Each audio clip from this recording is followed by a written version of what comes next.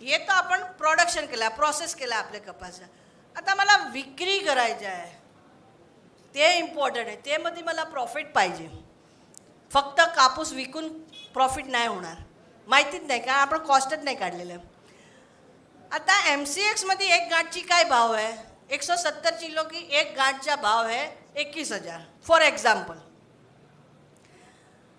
आणि 25 गाठ आपण वेकेल, आपण जिनरला सांगितला गाठ तयार झाली 25, आपल्याला विक्री करायची कोण घेणार? MCX मध्ये आपण नागपूरमध्ये आहे की नागपूरचे जवळचे हे डिस्ट्रिक्टमध्ये आहे, तो यवतमाळ डिलिव्हरी सेंटरमध्ये आपण 25 वेअरहाऊस घेतलेले आहे. तिकडे जिनर FPO सगळे आपले माल ठेवते, आम्ही लॅबोरेटरी टेस्ट करते. अमरावती, हिंगणघाट, वर्धामध्ये पण आपले वेअरहाऊसेस आहे. म्हणजे नागपूर डिस्ट्रिक्टमध्ये या विदर्भामध्ये आपण यवतमाळ सेंटर ठेवून अमरावती, आर्वी, हिंगणघाटमध्ये पण वेअरहाऊस ठेवलेले आहे. ते तुमचे जो जवळमध्ये होते तिकडे तुम्ही डिपॉझिट करू शकते. आता आपण 21,000ची एक गाठ, 25 गाठची किंमत झाली 5,25,000 मार्केट व्हॅल्यू. खर्च झाला आहे 7,07,000, मार्केट व्हॅल्यू आहे गाठची 5,25,000. आता आपण कंडिशन ठेवायची की भाई कापूस माझा, सरकी माझी, गाठ माझी, प्रोसेसिंग, जॉब वर्क जिनिंग फॅक्टरीला करायचं आहे. सीडची किंमत 25 रुपया प्रति किलो. मी सांगितला 100 किलोमध्ये 65 kg वजन काय आहे सीडच्या, 1 किलोच्या 25 रुपया. म्हणजे आपल्याला 12,500 किलो कपासचे 64-65% वजन काढेल आणि तिची किंमत आहे 1 किलो की 25 रुपया. म्हणजे तिची किंमत झाली 2 लाख. जे तुम्हाला कवा नाही भेटते. तुम्ही कापूस देते पण कापूसची किंमत MSP पण नाही भेटते, पण तुमची सरकीमध्ये पण तुम्ही 2 चीज कपास ची विक्री करते, MSP नाही भेटते, पण तुम्ही एक किंमतमध्ये 2 प्रोडक्ट विकते, सीड पण विकते आणि फायबर पण विकते. दोन्ही मार्केट तुमच्या हातमध्ये गेला, MSP पण नाही भेटला. आपण हे करू शकते. जे सीडचा जे भाव आहे 2 लाख एक्स्ट्रा, म्हणजे टोटल व्हॅल्यू गठांची प्लस सीडची 2 आपण स्वतः विक्री करेल तो 5,25,000 फायबरचे, 25 गाठचे, रुईचे, तिकडे चित्र दाखवलेलं ना एक गाठचं तसं, आणि सीडच्या 2 लाख म्हणजे 7,25,000. आणि आपला पडतर किती होता? 7,07,000. प्रोसेसिंग कापूसची खरेदी केली आणि प्रोसेसिंग केला 7,07,000 आणि विक्री करायची आहे तो 7,25,000. 2 व्यापार केला म्हणजे आपला पडतर काढून आपल्याला 17,500 आपल्याला 25 गटान 12,500 मध्ये एवढा भेटला. आता तुम्ही तिच्या गुणाकार करा की बाई मी एवढा कापूसचा मी विकाल असेल तर मला किती मिळेल? 6,87,000 आणि हे 7,25,000. तिचा डिफरन्स मला भेटला थोडा, ते म्हणजे 8-10 दिवसचा प्रोसेसचा टाईम आहे. त्यासाठी कापूस आपला आहे, आपल्याला पेमेंट नाही करायचं आहे. बँकमध्ये आपण पैसा ठेवते, ते पैसामध्ये आपल्याला 6% इंटरेस्ट भेटते.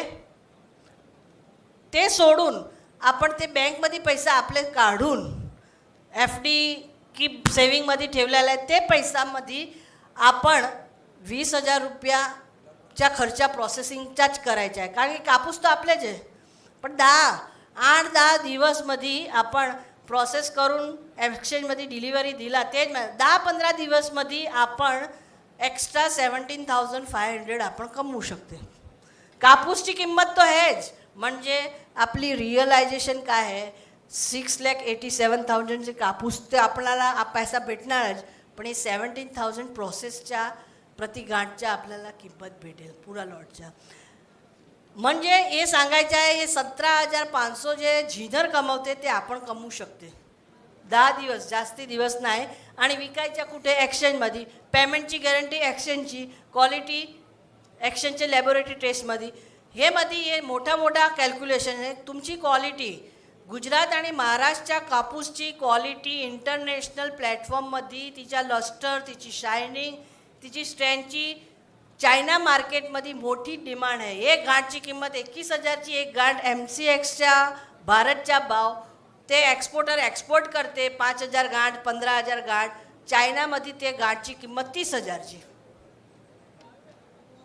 आपण समजू शकते की इंटरनॅशनल मार्केटमध्ये ते गाठची किंमत किती मोठी आहे.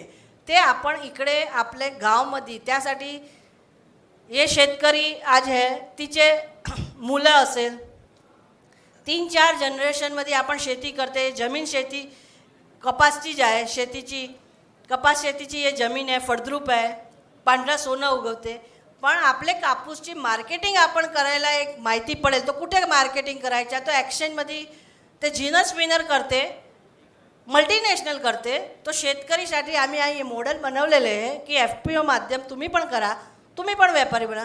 जे मल्टीनॅशनल कमावते ते तुम्हाला तुमच्या छोटा क्वांटिटी आहे बडा कर सकता है. क्यों मी आज माझा कापूस माझ्या शेतकरीच्या माझ्या गटच्या माझ्या FPOच्या शेजारचे तालुका डिस्ट्रिक्टच्या प्रोक्युरमेंट करायला चालू करून जवळची जिनिंगमध्ये गाठ बनवून मला त्यासाठी मायग्रेट करायची गरज नाही. तुमच्या मुलाला एक कमीत पण शिकलेलं असेल कारण आपण सगळे ऑनलाईनमध्ये फ्लिपकार्टमध्ये शॉपिंग करते तसंच ऑनलाईन ट्रेडिंग आता सगळ्याच्या घरी स्मार्टफोन आहे.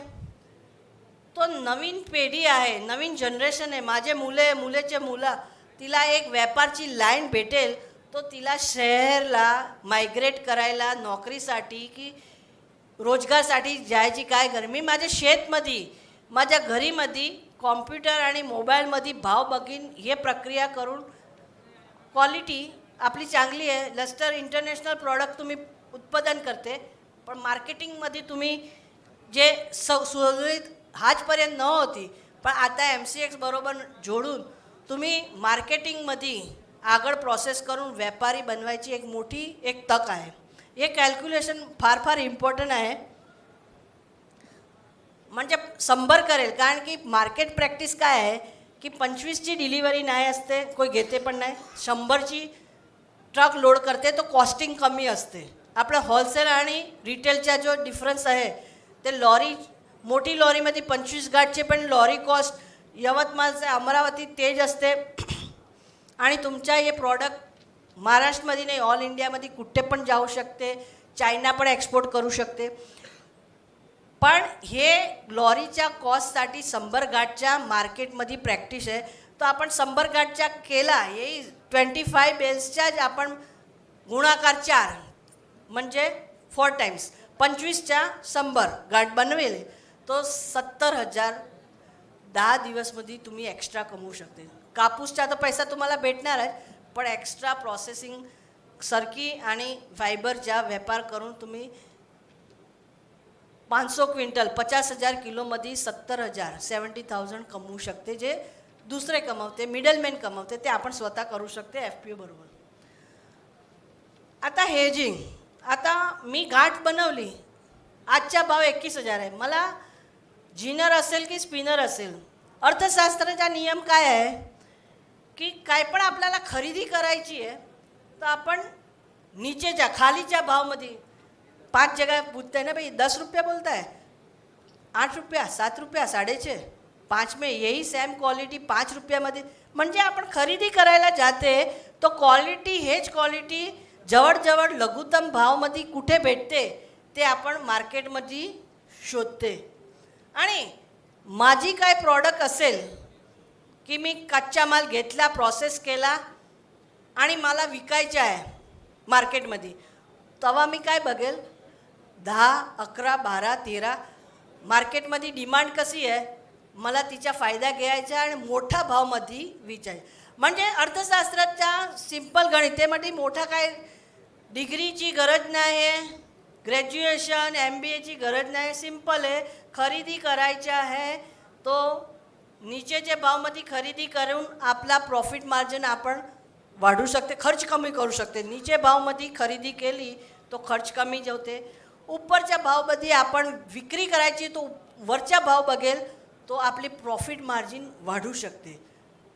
हे समजले. आता आपण हेजिंगची वार्ता करते की मी गाठ कापूस केला, गाठ बनवली, 21,000 भाव आहे, मला एवढा मिळेल. मी कॅल्क्युलेशन वेल इन ॲडव्हान्स करू शकते. आजच्या माझा व्यापार, आज मी पुढचे 3-4 महिन्याचा भाव मला माहिती असेल तर मी माझ्या कॅल्क्युलेशन करून विचारू शकते की मी पण हे करू शकते. अशक्य नाही है. थोड़ा कैलकुलेशन करना है, मार्केट के वो वॉच करना है, MCX के भाव के ऊपर वॉच करना है. तो एक मॉडेल है की MCXमध्ये प्राइस डिस्कवरी, भावची जे शोध असते तिच्या मोफतमध्ये फायदा घ्यायचा. SMS आपण रजिस्टर आपले मोबाईल MCXची वेबसाईटमध्ये केला तो फ्रीमध्ये तुम्हाला रोजच्या रोज भाव मिळेल. कपासच्या आणि कॉटनच्या आजच्या आणि पुढचे 4 महिन्याच्या आजच्या काय भाव आहे, म्हणजे एक ट्रेंड तुम्हाला माहिती पडेल. तो आपली बार्गेनिंग कॅपॅसिटी वाढते. भाई MCXमध्ये कपासचा भाव ये, घाटचा ये, घाटचा भाव वाढला तर कपास, घाट बनवण्यासाठी कपास पाहिजे. तर माझे कपासची मार्केट व्हॅल्यू वाढली, माझ्या शेतमध्ये आहे, माझे गोडाऊनमध्ये मी ठेवलेल्या कपासची मार्केट व्हॅल्यू वाढली. ते एक समज, ते एक ज्ञान तुम्हाला व्हायला पाहिजे. त्यासाठी हे चर्चा आहे. आता मी विक्री करायलासाठी जाते. भाई 100 रुपयाचा कच्चा माल है, प्रोसेस केला 10 म्हणजे 110 रुपया, मार्केटमध्ये 130 आहे, म्हणजे मला 10 रुपया प्रॉफिट भेटेल. तो तुम्ही तुमची profit well in advance lock करू शकते. आता 130ची खाली गेली तर माझी प्रॉफिट खाली होईल, 130ची वर झाले तर माझी प्रॉफिट वाढेल. तर त्यासाठी जिनर असेल की स्पिनर असेल, कोण पण इंडस्ट्री असेल, कमोडिटी मार्केट, सोना चांदी, metal, gas, petrol, crude oil, cotton, काहीतरी पण असेल, तो जो प्रोसेस करते आणि विकते, खरीदते कच्चा माल, ते सगळ्याला किंमतची, भाव कोणाच्या कंट्रोलमध्ये नाही असते. नॅशनल, इंटरनॅशनल, डॉमेस्टिक काहीतरी परिबळमध्ये भाव वाढते पडते. त्यासाठी हेजिंग करायची, भावची लॉग, म्हणजे आपले LIC काढते, व्हेकलचा insurance, medical insurance, life insurance, तसंच भावचा इन्शुरन्स. मला खरेदी करायचं आहे ते भावचा इन्शुरन्स, की आज मला सांगितलं 100च्या बरोबर आहे, 100च्या वर गेला तर माझे कॉस्टिंग वाढले, म्हणजे 100च्या भावचा इन्शुरन्स म्हणजे हेजिंग.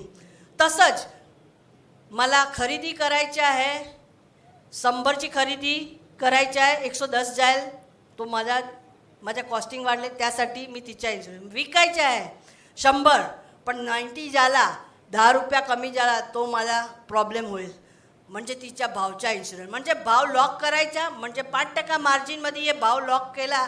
पुढच्या महिन्याचा तुमचा भाव मार्केट खाली गेला की वर गेला, तुमची प्रॉफिट मार्जिन अफेक्ट नाही होईल. तिला सांगते हेजिंग. एक डॅमो बघते कसं एक कॅल्क्युलेशन असते. आपण कॉटनच्या पण बघेल आणि कपासच्या पण बघेल. आता एक्सचेंजमध्ये मी कॉटन सफेद आहे काय माहिती नाही, पण बँकमध्ये माझे पैसे आहे. स्टॉक मार्केटमध्ये शेअर मार्केट गेला तर माझ्या हातमध्ये डीमेटमध्ये अकाउंटमध्ये की शेअर सर्टिफिकेटच्या कागद असते. कमोडिटी मार्केटमध्ये इन्व्हेस्ट करते तर तसं नाही, तिची व्हॅल्यू झिरो कवा पण नाही असते. मार्केटमध्ये व्हॅल्यू वर खाली असते, पण शेअर मार्केट जैसा झिरो नाही असते. सत्यम 800चा भाव गेला 8 रुपया, सस्ता कितना सस्ता, क्या कमाएगा, डूब गया कंपनी. अपने पास सत्यम के 1000 शेयर है, जीरो, पेपर वैल्यू हो गया, कागज हो गया. कमोडिटी मार्केट में आपके पास कपास है, गाठ है, उसका प्रॉफिट ऊपर नीचे होता है मगर जीरो नहीं होता है. That is the important benefit. अभी हेजिंग का एक इलिस्ट्रेशन समझेंगे. अभी 5वें दौरान में फर्स्ट स्टैंडर्ड में बच्चे को हम 10वें स्टैंडर्ड का बोला कि 10वें स्टैंडर्ड को हम बोलेंगे कि PhD का एक एग्जाम्पल सॉल्व करो.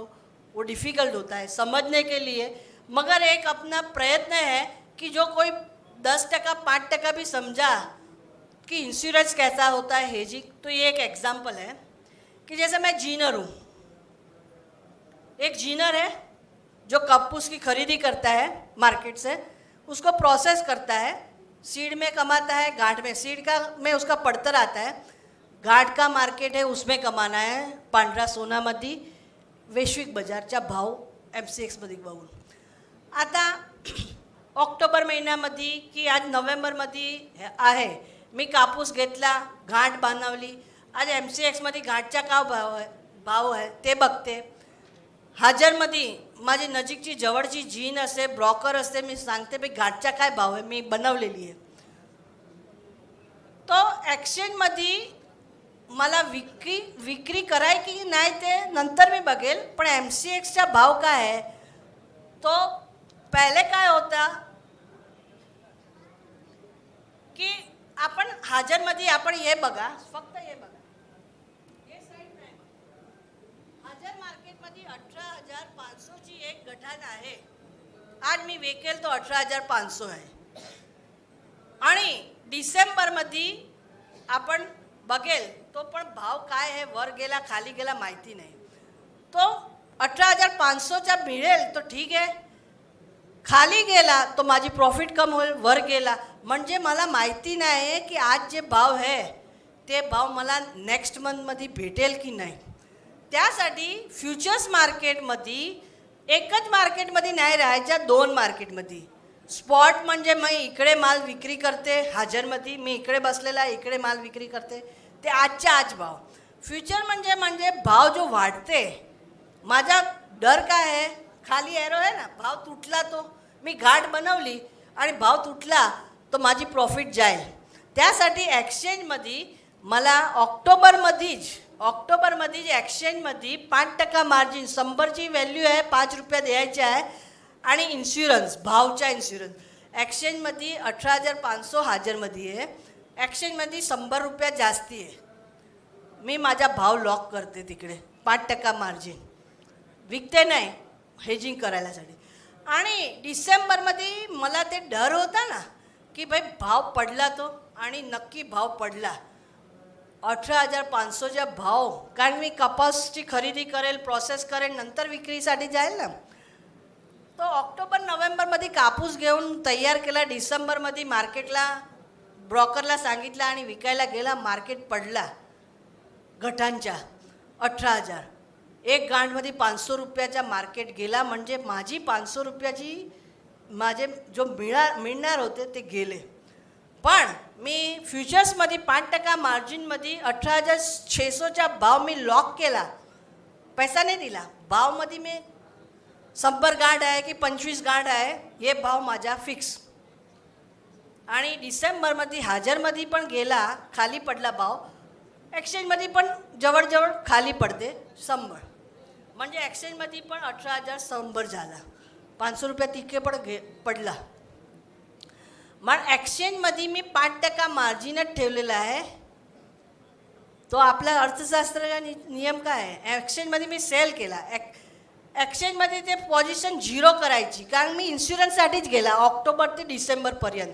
तो 18,600मध्ये सेल केला. सेल म्हणजे विक्री केली, भावमध्ये विक्री नाही केली, मगर पोझिशन मी ठेवली. 18,500चा इन्शुरन्स घेतला 25 गाठचा, आणि हजरमध्ये मी कार्य करायचं आहे मला, आणि तिच्या रिव्हर्स करायचा. सेल पोझिशनची बाय केलेली, म्हणजे 18,600मध्ये सेल वरच्या भावमध्ये केला, खरेदी खालचे भाव 18,100 केली, 500 रुपये एक्सचेंजमध्ये माझ्या जेबमध्ये म्हणजे अकाउंटमध्ये आला. बाहेरच्या मार्केटमध्ये मी विक्री केली नाही, भावच्या इन्शुरन्सचा डिफरन्स मला भेटला. आणि हजर मार्केटमध्ये मी गाठ 18,500ची किंमतची गाठ असती, ते मी डिसेंबरमध्ये हजर मार्केटमध्ये विक्री केली, एक्सचेंजमध्ये नाही केली. 500 रुपया कमीत माझ्या जेबमध्ये आले, पण मी इन्शुरन्स एक्सचेंजमध्ये केला, ते 500 रुपया माझे प्रॉफिट नाही आहे. पण हजर मार्केटमध्ये गाठ विक्रीसाठी मला 500चा जे लॉस झाला ते इन्शुरन्स MCXमध्ये मी केला, हेज केला, ते 500 रुपया मी जोडेल, तर माझी प्रॉफिटला काय इम्पॅक्ट पडलं नाही. मार्केट वर जाय की खाली जाय, मला प्रॉफिट फिक्स झाली. ऐक, थोडा माहिती पडलं काय काय. तसंच मी स्पीडर असेल, मला घाट खरेदी करायची आहे, तो मला वाटते की आज 18,000ची भाव 19,000 की गाठ आहे, ते भाव वाढला तो माझे प्रोसेसिंग कॉस्ट वाढेल, तो माझी प्रॉफिट, तर ते रिव्हर्स आपण केला ना ते बाय करते. तो एक्सचेंजमध्ये बाय करून इन्शुरन्स करते आणि भाव वाढला तो एक्सचेंजमध्ये 500 रुपया भेटला भावच्या, तिकडे ते खरेदी पहिला करते ला आणि भाव वाढते तो विकून घेईल आणि डिफरन्स भेटेल ते भाव ते खरेदीमध्ये तिला भाव वाढते ना ते जोडून तिच्या पॉकेटमध्ये खर्चा नाही येईल. इन्शुरन्सचा पैसा ते ठेवेल इकडून खरेदीसाठी, तो तिच्या पॉकेटमध्ये बर्डन नाही, म्हणजे तिची प्रॉफिट सेफ. ते सिम्पल हेजिंगच्या हे क्लासिक सिम्पल एक्झाम्पल आहे. तसंच आपण कपासची वार्ता करेल तिकडे डिलिव्हरी नाही आहे, पण माझे कापूस मी मंडीमध्ये रोज घेऊन विक्री करते. तो तुम्हाला सगळ्याला एक अपील आहे, MCXमध्ये कापूसच्या एक मण म्हणजे 20 किलोचा भाव काय आहे आजच्या आणि पुढच्या 2-3 महिन्याच्या. फेब्रुवारी एप्रिल ॲक्टिव्ह असते, तो एप्रिलचा एक भाव बघायचा कापूसचा वाढला की कमी झाला, म्हणजे मला कापूस घेऊन जाते तर मी विक्री करून येते. जे पण भाव भेटते मी माझ्या ते बुलोक कार्ड आहे काहीतरी व्हेकलमध्ये माझ्या कपास घेऊन नजीकची मंडीमध्ये विकायलासाठी सकाळी निघते, तो संध्याकाळी घरी येते, तो मी परत घेऊन नाही येते. भाव नाही भेटला म्हणजे परत घेऊन जा तसं नाही, विकूनच घे. मिळाला तो मिळाला, नाही मिळाला तर नाही मिळाला, काय कॅल्क्युलेशन नाही, काय मिळाला नाही मिळाला, घरी पटकून येत नाही. आता जेव्हा आपण कपास आता सीझन चालू झाली, नोव्हेंबर, डिसेंबर, जानेवारी, फेब्रुवारी, मार्चपर्यंत 3-4 महिन्यामध्ये आपण 3-4 वेळा कापूस काढते शेतमधून संग्रह करते, तर आपण बघायचा भाव काय आहे, हे वीकमध्ये काय भाव आहे, पुढच्या वीकमध्ये काय भाव आहे, पुढच्या महिन्यामध्ये काय भाव आहे. मला भावची इन्फॉर्मेशन असेल आजची तारीखमध्ये आणि रोजची रोज, तो मला माहिती पडेल की माझ्या शेतमध्ये जे माझे काढलेले कापूस गोडाऊनमध्ये पडला आहे आणि शेतमध्ये एवढा उत्पादन यील्ड आहे, तिची मार्केट व्हॅल्यू काय आहे. आता ते मला कोणत्या भावमध्ये विकायची आहे, आज विकू जरूरत आहे पैशाची, लोन भरायची आहे, थोडा विकायचा आहे, सगळा नाही विकायचा पुढचे. म्हणजे तुम्हाला भावची माहिती असेल रोजची रोज, तो आज किती विकायचा, कोणत्या भावमध्ये विकायचा, किती क्वांटिटी विकायची, किती संग्रह करायची, भावचा ट्रेंड तुम्ही बघून तुमच्या बिझनेस स्ट्रॅटेजी कपासच्या लावू शकते. आणि त्यासाठी ऑक्टोबर, नोव्हेंबर की एप्रिलमध्ये आज 1000 एक गट 20 किलो एक मन का 1000 का भाव है. अपना डर क्या है कि भाव टूट गया तो, क्योंकि अपने तो कपास बेचना है ना, कापूस बेच, तो अपने को 1000 का डर क्या है कि भाव नीचे गया तो एक्सचेंज में अपने को कपास की इंश्योरेंस निकाल देने की 5% मार्जिन, तो 1050 भाव हाजिर में है, एक्सचेंज में ये भाव 50 रुपया ज़्यादा दिखता है, बेच दो भाई, ठीक है, अपने को बेचना नहीं है, बेचना तो हाजिर में ही है. और अपना डर जो था ना उस हिसाब से भाव टूट गया कोई भी कारण से, तो 50 रुपया हाजिर में मेरे को नुकसान हो गया, क्योंकि 950 हो गया, 1000 था 950 हो गया बेचने के लिए गया तो मेरे को 50 रुपया 20 प्रति मण मेरे को 50 रुपया का नुकसान हो गया. मगर एक्सचेंज में मैं 5% मार्जिन रख के सौदा लिखवाया है, तो एक्सचेंज में 1050 का 1000 हो गया, तो वहाँ 50 रुपया, क्योंकि मैंने वहाँ सेल किया, ऊपर के भाव से सेल किया, भाव टूट गया, तो अपने को 2 मार्केट में पाँव रखना है, क्योंकि भाव ऊपर भी हो सकता है नीचे, तो रिवर्स पोजीशन ले लिया, तो 50 रुपये एक्सचेंज पे मिला, तो हाजिर मार्केट में मेरे को 50 का नुकसान हुआ, वो इंश्योरेंस से मेरे को मिल गया, हेजिंग से. ये एक सिंपल थिंग है. अभी एक्सचेंज में कॉटन का जो डिलीवरी होता है, तो फार्मर, ट्रेडर, मल्टीनॅशनल काहीतरी घेऊन येते, तो वेअरहाऊसमध्ये ते 100 गांठ असेल 25 गांठ घेऊन आले, तिच्या 2 गांठ लॅबोरेटरी टेस्टसाठी सॅम्पल काढते, रिपोर्ट तुम्हाला देते, वेअरहाऊस रिसीट देते. आणि फार्मर असेल, FPO असेल, कॉर्पोरेट फार्मर कोऑपरेटिव्ह सोसायटी, सगळे प्रोसेसर ते सगळे एक्सचेंजमध्ये येते, क्वालिटी सर्टिफिकेट घेऊन. आपल्याला फायर आगची काही चिंता नाही का, आपण एक्सचेंजमध्ये माल गांठ ठेवलेली आहे.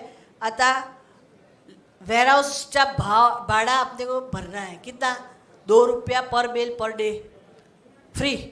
फायर अँड थेफ्ट का इन्शुरन्स नाही. आपण काय करते की कापूस विकते नाही, भाव मिळेल म्हणजे आपण 1 सालपर्यंत कापूस मिळेल, त्यामध्ये ते पिळवा पडते आणि फायरच्या आपल्याला डोक्यात एक भय असते की भाई आपण कापूस ठेवलेला आहे आणि कापूसमध्ये काय आग लागली तर पुरा सालमध्ये कापूस ठेवलेला आहे, पण तिच्या काय करायच्या, घाट बनवून एक्सचेंजच्या वेअरहाऊसमध्ये ठेवायच्या.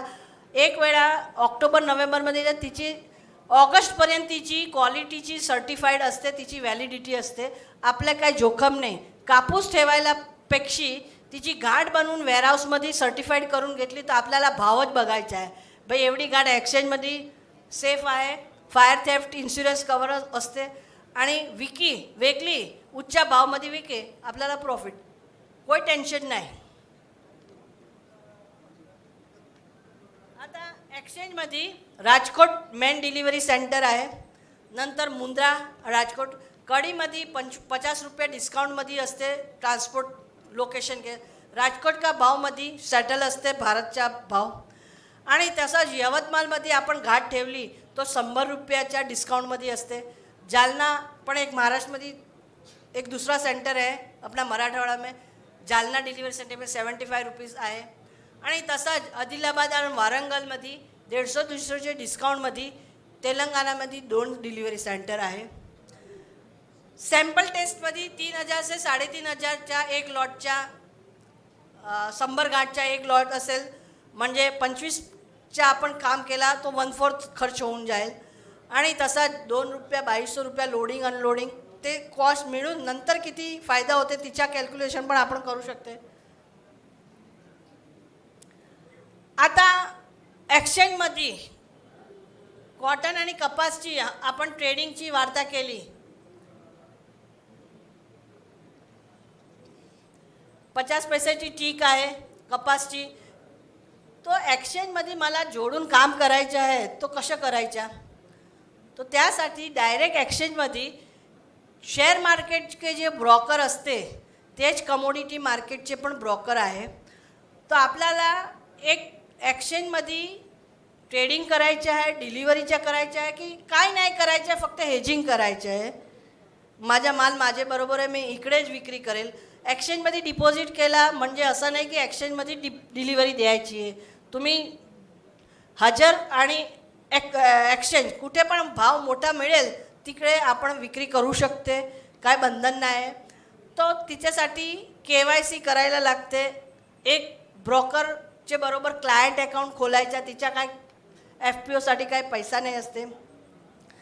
आणि SMS ची फ्री सर्व्हिसचा लाभ घ्यायची. भावची शोध एक्सचेंजमध्ये डिस्प्ले होती, ते पण तुम्ही बघू शकते. प्रोसेस करून पण एक्सचेंज बरोबर जोडू शकते. एक्सचेंजमधून काय जोडायचं नाही आहे, पण वेबसाईटमध्ये की SMS सर्व्हिसचा लाभ घेऊन भावची बेनिफिट फुकटमध्ये मिळते ते पण घेऊ शकते. आता FPOची मी जी वार्ता केली तो एक्सचेंज FPO बरोबर अकाउंट खोलायच्या 750-800 रुपया ब्रोकर जो घेते ते FPO असेल तो नाही असेल. आता मी सांगितलं की 17,000 की 70,000 100 गाठच्या नेट प्रॉफिट असते. ते मध्ये मी जिनर असेल, व्यापारी असेल तर ते मध्ये 100 रुपयामध्ये 30 रुपया मला इन्कम टॅक्स भरायला लागते. पण तेच कार्य FPO करते तो 0 टॅक्स, बजेटमध्ये एक्झेम्पशन. FPO व्यापार करते तो तिला टॅक्स नाही भरायचा, इंडिव्हिज्युअल करते तो तिला भरायला लागते. आणखी एक्सचेंजमध्ये तुम्ही माल ठेवला तो रोजच्या रोज मार्केटमध्ये भावची वधघट असते. तो mark to mark bank account तुमचे एक डेडिकेटेड असते. काय पण ट्रान्झॅक्शन कॅशमध्ये नाही, एक अकाउंट बँकच्या डेडिकेटेड असते. क्लायंट कोड तुम्हाला देते आणि तुमचा पैसा प्लस मायनस असते ते बँक अकाउंटमध्ये डायरेक्ट होते. पण ते मध्ये मार्क टू मार्केट असते. मार्केटची व्हॅल्यू वाढली की घटली काय पण भावचे बरोबर, तो तुम्हाला ते मार्जिन 5% वर जे भरायचे आहे ते FPOला नाही भरायचे आहे. ते हेज करून नंतर तुम्हाला 30 तारीखला जेव्हा पैसा भेटलेल ते मध्ये तुमच्या ॲडजस्टमेंट करून अपफ्रंट मार्जिन तुम्हाला भरायची गरज नाही आहे, व्यापारीला भरायला लागते, तुम्हाला नाही.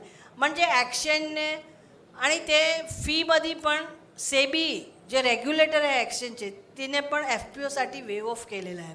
म्हणजे FPOचा फायदा ट्रेडिंगमध्ये, हेजिंगमध्ये, डिलिव्हरीमध्ये व्यापारीपेक्षा जास्ती आहे.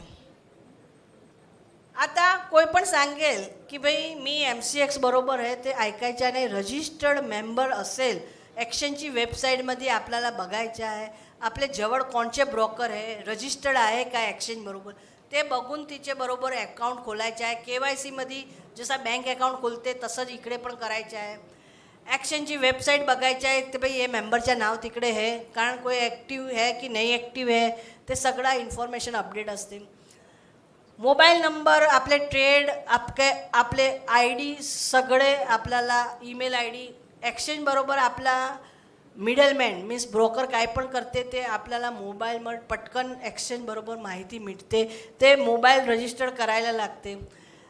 युनिक क्लायंट कोड देते, ते तुमचा सिक्रेट कोड असते, ते बरोबर तुम्हाला करायचं आहे. कोई सांगेल की भाई मी MCXचा भाव द्यायलासाठी 2000-3000चा सबस्क्रिप्शन भरा, भाव फ्री आहे, एक्सचेंज फ्रीमध्ये देते.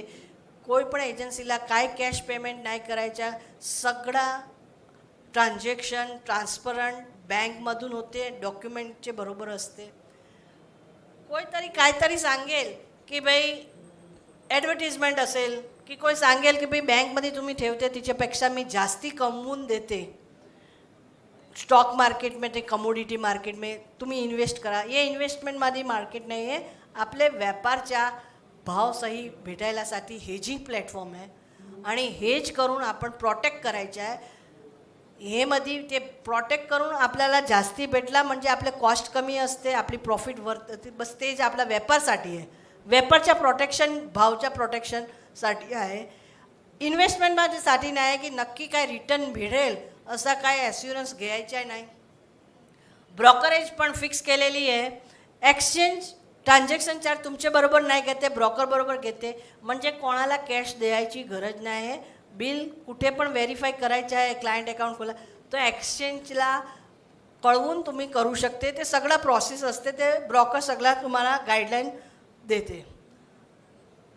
आता कोणाला काहीतरी प्रश्न असेल की भाई हेजिंग काय, ट्रेडिंग काय, कपास काय, कपासची गाठ काय, तिचा व्यापार काय, आपल्याला हे सेशन अवेअरनेस प्रोग्राम सेबीचे MCX IPF investor protection fund, तुमचे पैसे फंड आहे तिचे प्रोटेक्शन कसं करून तुम्ही व्यापार करू शकते आणि हेज करू शकते. आणि तिच्या हे अवेअरनेससाठी एक पाठशाळा आहे, ते मध्ये कॉमर्शियल आमच्या काय उद्देश आहे, कोणाला थोडा पण समजेल तो तुम्ही नजीकचे जवळचे ब्रोकर असेल तिला सांगू शकते मला कपास आणि कॉटनमध्ये थोडा माहिती जास्ती पाहिजे आणि व्यापार करून MCX बरोबर व्यापार करायचा आहे, तो जवळचे ब्रोकर आहे ते तुम्हाला गायडन्स आगळच्या देऊ शकते. वेबसाईटमध्ये तुम्ही जाऊन करू शकते.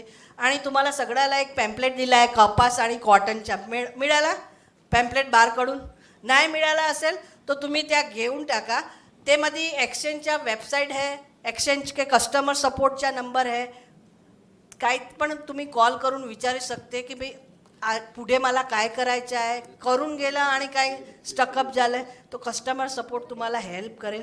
आणि हे सगळे माहिती आहे ते पॅम्पलेटमध्ये संक्षिप्तमध्ये दिलेले आहे, तो सगळ्याचे बरोबर ते आम्ही फ्रीमध्ये डिस्ट्रीब्यूट केलं. नाही भेटला तर तुम्ही घेऊन जा.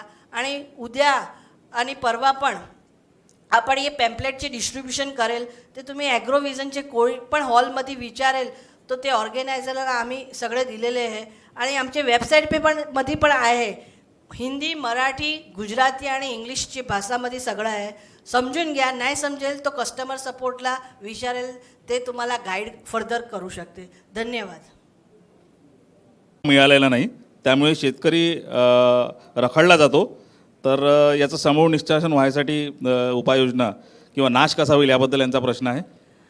शेतकरी कापूस मंडीमध्ये ऑक्शनमध्ये घेऊन जाते आणि भाव नाही भेटते, तेच प्रश्न आहे ना.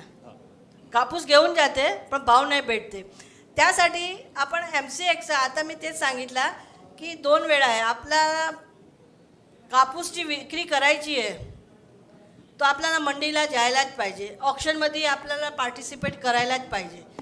पण आतापर्यंत तुमचे बरोबर कोई कास्कर सांगेल की भाई तुम्ही सांगते की भाई कमीत देते, ठीक आहे मी किती कमी देते, तुम्हाला काय पाहिजे, तुमचा हे माल आज तुम्ही घेऊन आलेला आहे, प्रति मनच्या तुम्हाला काय पाहिजे भाव. आजपर्यंत मी आता कास्कर आहे, आता तुम्ही सांगेल बाय तुम्ही ऑप्शनमध्ये कमीच भाव दिला, बरोबर द्या. आता मी सांगते ओके, तुम्ही सांगते ते मी भाव देणार, सांगा भाव. पण तुमची आजपर्यंत ते परिस्थिती नाही होती की तुम्ही सांगेल की काय भाव देऊ, कारण तुम्हाला माहितीच नाही की मी काय बोलायच्या, माझा किती खर्च झाला आणि माझी किती प्रॉफिट होईल. म्हणजे काय पण बिझनेस असते त्यामध्ये खर्च किती झाला, उत्पादन, प्रोसेसिंग आणि विक्री करायला ज्याला त्यावेळेला मी माझी प्रॉफिट जोडून सांगते ना की हे भाव. पण आपण ग्रेडिंग नाही करते, सीडच्या आपण काही हिसाब नाही ठेवते. सीडच्या मोठा मोठा माहिती आहे, सीड एवढा, पाणीच्या एवढा का, आणि आपली जमीन तो फोगटची आहे, तिचं तो कॅल्क्युलेशनच नाही केलं आपण. सगळे प्रोसेसिंग कॉस्ट आहे ते पण कोई शेतकरी नाही लिहिते. म्हणजे कोई कास्कर बी तुम्हाला सांगेल ना की प्रति म्हणजे काय भाव देऊ, तर तुम्ही ते परिस्थितीमध्ये नाही आहे की काय सांगायच्या. परंतु MCXमध्ये कपासच्या आजच्या एप्रिलच्या काय भाव आहे रोजच्या रोज तिची माहिती मला असेल तो तुम्ही सांगू शकते की भाई MCX में 1000 था एक क्विंटल का भाव, जो एक मन का भाव 1000 है, मग आज 1025 झाला, पुढच्या दिवशी 1050 होता, अभी 1100 हो गया. भाव की शोध का आपने को फायदा मिला ना. मैं कहाँ भाव ढूंढने के लिए जाऊँ. MCX में मेरे को रोज का रोज मैं भाव देखूंगा ना तो मला माहिती पडेल की कास्कर बोला किती द्यायच्या. तुम्ही 1000 सांगते पण 1025 मी 25 आज बघा माझ्या मोबाईलवरती आहे, 1025 आहे, 1050 आहे की 1100 आहे, 1200 आहे. म्हणजे तुमची कपास विक्री करायलासाठी बार्गेनिंग कॅपॅसिटी वाढेल आणि तुम्हाला एक भाव शोध. तुम्ही एक्सचेंज बरोबर जोडले की नाही जोडले, पण भारतचे कपासचे भाव तुम्हाला रोजच्या रोज माहिती पडला म्हणजे तुम्हाला कोई चीट नाही करू शकते. कवा कवा MSPचे वर पण तुम्हाला भेटू शकते. MSPचा भाव काय आहे 1100 रुपया, आता 5550 प्रति क्विंटल, म्हणजे एक म्हणच्या 1100 रुपया. अभि 1100चे वर 1200-1300 पण भेटू शकते. एक्सचेंजमध्ये असेल तर तुम्ही क्लेम करेल, थोडा कमीच देईल पण मिळेल. म्हणजे भावची शोधच्या तसं भाव कपास विक्रीसाठी करू शकते, कपासच्या हेज पण करू शकते. आता तुम्हाला कपास काढला, 2 महिन्यानंतर नवीन कपास तुम्ही काढेल, मी 4-5 पीक काढते ना तुम्ही कपासची, तो मला एप्रिल मेमध्ये जूनमध्ये काय भाव आहे ते माहिती पडला MCXमध्ये की भाव वाढते. तो माझे शेतमध्ये आता यील्ड एवढी येणार आहे, तिची मार्केट व्हॅल्यू मला मोठं माहिती पडली, तर मी खालचे भाव नाही देणार. कास्करला पण मी प्रत्येक शेतकरी हे समजेल आणि कास्करला ऑक्शन मंडीमध्ये क्लेम करेल बी MCXमध्ये हे भाव आहे आणि तुम्ही एक खालचे भाव कशाला देते, काय तुमचे गणित आहे. कारण की कापूसचे भाव का वाढले, वैश्विक बाजारमध्ये गाठचे भाव वाढले, मग कापूसचे नाही वाढले. पण जे हेजर MCXमध्ये ट्रेड करते, जिनर आहे, गाठ बनवायचे, गाठचे भाव वाढले तो तिला परवडेल कापूसचा भाव द्यायलासाठी. कारण की ते मी जिनर आहे, कपास की गाठच्या 21,000च्या 22,000 झाला की 24,000 झाला, तो मला 1000 भाव आहे कापूसचा. कारण की मी कापूस घेईल तोच मी गाठ बांधू शकते ना, माझा रॉ मटेरियल तो कापूस आहे. जोपर्यंत तुम्ही कापूस नाही दिला मी काय नाही करू शकते. माझे पण मशिनरी आहे, फॅक्टरी आहे, मार्केट आहे, पण माझे बरोबर कापूस नाही आहे, तुम्ही नाही करू शकते. म्हणजे तुमची बार्गेनिंग कॅपॅसिटी वाढते. पण गाठचे भाव वाढले, कापूसचे वाढले, तर तुम्ही मला काय नाही देते. सगळे शेतकरी प्रत्येक मंडईचे भारतमध्ये कापूसची प्रत्येक मंडईमध्ये ते अवेअरनेस असेल, शेतकरी क्लेम करेल तर तिला पण माहिती पडेल की भाई अमेरिकाचा शेतकरी काय करते ते आता भारतच्या शेतकरीवर शिकला, समजला, भावची तिला ज्ञान आहे, तो ते बार्गेन करेल, तो तिला ऑक्शन मंडीमध्ये भाव द्यायलाच पाहिजे. तेच आमचा उद्देश आहे की तुम्ही आमच्याबरोबर जोडे की नाही, पण तुम्हाला ज्ञान व्हायला पाहिजे की का घाटचे भाव वाढले, का कापूसचे भाव वाढले. आपल्याला ते स्ट्रॅटेजिक रिसर्चमध्ये नाही पडलं, भाव वाढले, माझे मालची किंमत पण वाढायला पाहिजे. घाटचे भाव वाढले, तो घाट बनवायसाठी आज भाव 21,000 आहे, 21,500 झाला, तो मला 15 दिवस नंतर घाट बनवून विकायची आहे, तो 20,500 झाला, 500 रुपये वाढला, तो मला थोडा कापूसची खरेदी करायची आहे, ते मध्ये भाव मी द्यायला पाहिजे, पण मी देते नाही, पण तुम्हाला मागायला पाहिजे. तुम्ही जोपर्यंत मागेल नाही, बार्गेन नाही करेल, कोई नाही देईल. सगळे व्यापारी आहे, तुम्हाला व्यापारी शेतकरी का तुम्ही जून जुलै ऑगस्टपर्यंत तुम्ही शेतकरी आहे, बीज लावला, पाणी दिला, ध्यान ठेवला, आता पीक आली, मार्केटमध्ये मंडीमध्ये जायचं आहे, तुम्ही शेतकरी नाही, तुम्ही व्यापारी आहे. व्यापारी काय शोधते ते बघून घेईल. MCX सपोर्ट करते भावमध्ये. भाव तुम्हाला रोजच्या रोज माला, म्हणजे तुम्ही आता व्यापारी माणूस ठेवून तुम्ही व्यापार करेल, तो सगळे शेतकरी असं करेल, तो भाव भेटणारच, द्यायलाच पाहिजे. आणि आपल्याला अमेरिकाच्या शेतकरी असते ना, ती असंच करते, पण आपली क्वांटिटी कमी असते, आपले लँड कमी असते, तिकडे हेक्टरमध्ये एकरमध्ये असते. तो एक्सचेंजमध्ये फार्मर डायरेक्ट व्यापार करते, गाठ बनवून देते, कपासच्या करते. आपल्या इकडे हे कल्चर यायला टाईम लागेल. पण आता आपण हे सीझनमध्ये स्टार्ट काय करू शकते, भाव बघून बार्गेन करायच्या. ॲटलिस्ट कोण तुम्हाला चिटिंग नाही करू शकते. भाई भाव कमी पण होऊ शकते, तो ते सांगते कमी आहे, तिचे रिझन ॲक्शनचे एक बॅरोमीटर आहे. थर्मोमीटर कसं असते, तापमान वर गेला, ताप खाली आहे, तसंच भावच्या आपल्याला इंडिकेटर असेल, तो आपण बार्गेन करू शकतो. आणखी काय मॅडम, अजून एक प्रश्न आपल्याकडे आला आहे. सामान्य शेतकऱ्यांना MCX मध्ये रजिस्ट्रेशन किंवा एनरोलमेंट करता येईल का, किंवा करता येत असेल तर त्याच्या पद्धती काय आहे? इंडिव्हिज्युअल शेतकरी, मी एक शेतकरी आहे, एक्सचेंज बरोबर मला माझ्या कपासच्या हेजिंग करायच्या आहे. कपास विक्री नाही करायच्या, कपास मी मंडीमध्येच विक्री करेल. मग भाव पडला, जसं मी सांगितलं 1000 आहे, 1000च्या 950 झाला, तो एक्सचेंजमध्ये मला हेज करून माझी पोझिशन ठेवायची आहे. तो मी भावच्या प्रोटेक्शन एक्सचेंजमध्ये भेटला ना, ते पैसा माझ्या कॉम्पन्सेट होते, हजरमध्ये तुटला तो. पण ते करायलासाठी आपल्याला इंडिव्हिज्युअल शेतकरी पण हेजिंग करू शकते कपाससाठी. नजीकच्या जवळच्या मेंबर असेल, तिला सांगायच्या मला अकाउंट खोलायचं आहे, मी कपासमध्ये हेज करायचं आहे, ट्रेड करायचं आहे.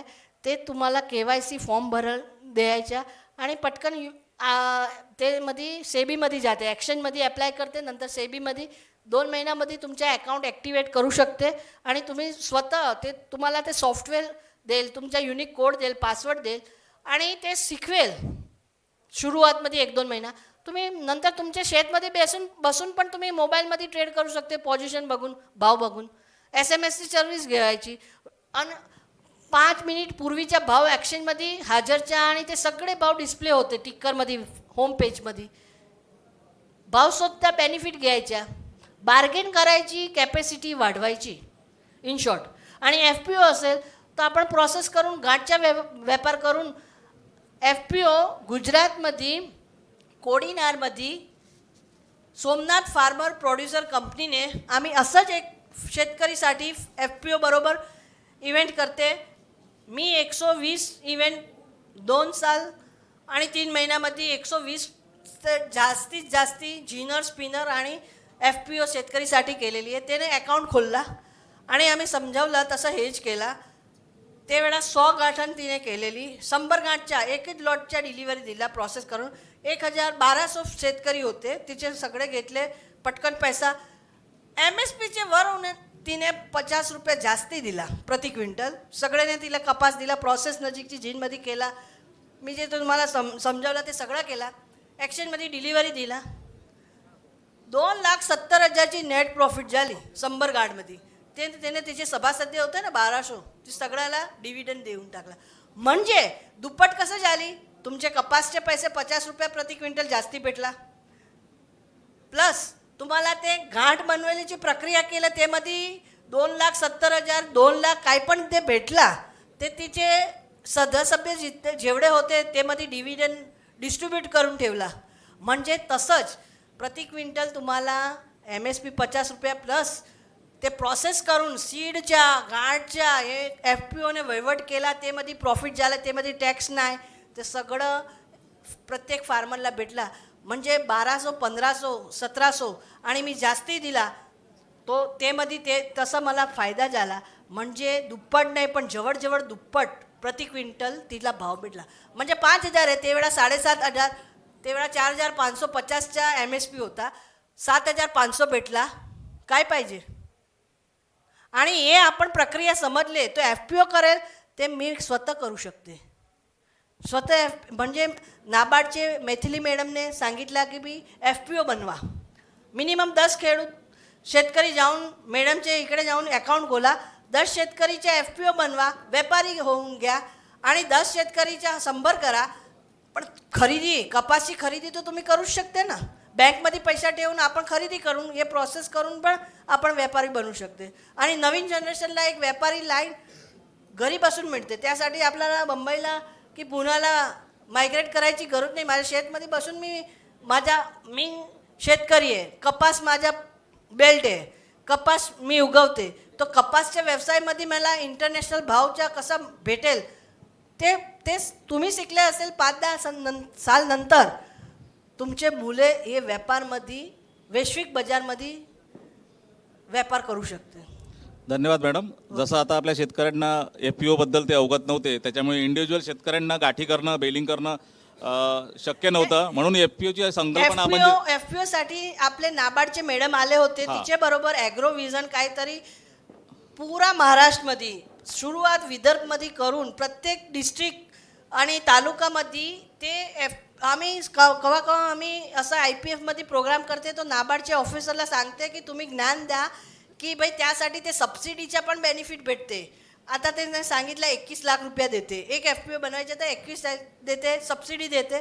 तुमच्या जेबवर काय आहे नाही, गव्हर्नमेंट जे पण स्कीम देते तो नाबार्ड बरोबर जाऊन सांगायचं आम्हाला FPO बनायचं आहे. FPO बनवून नंतर तुम्ही एक्सचेंजमध्ये करेल तो नो टॅक्स नथिंग. मग तुम्ही गठांच्या व्यवसाय जे जिनर करते ना, तर आपलं फॅक्टरी नाही खोलायच्या, पण आपण स्वतः व्यापारी बनायचं आहे. प्रत्येक बचत गटासारखी जी संकल्पना आहे फक्त थोडा व्यापक प्रमाणावर आपल्याला करायची आहे. सगळे करू शकते. FPO इम्पॉर्टंट आहे.